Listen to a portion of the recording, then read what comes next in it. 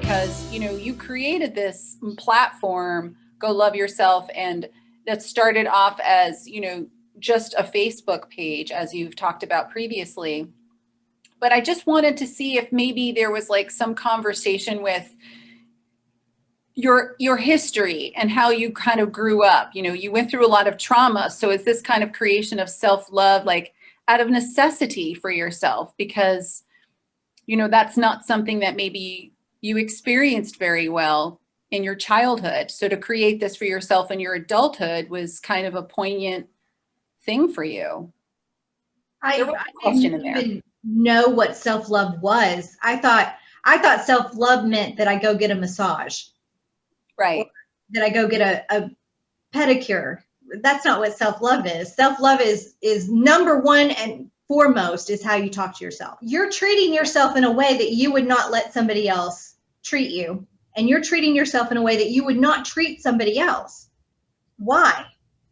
Why do we do that? And I'm guilty of it too. I do the same thing. I will beat myself up and torture myself and give myself a hard time and say negative things about myself.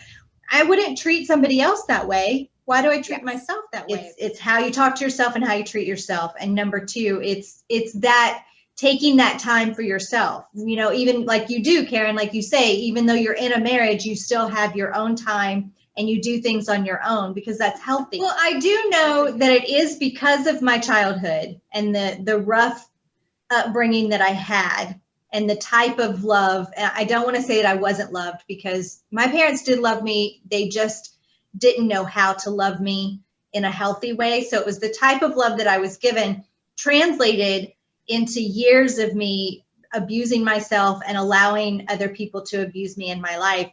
So I didn't know what self-love was for a very long time. And it wasn't until just a couple of years ago that I was in a situation that I went, well, I need to figure out me.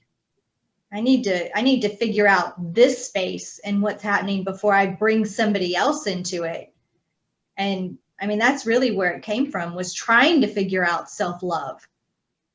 I love talking about love in general. I love love.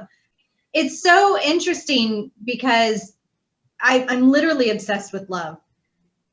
I'm not saying that, I'm out there just loving everybody instantly all the time, but love is so important. It's the reason we exist. If we don't have love, what's the point?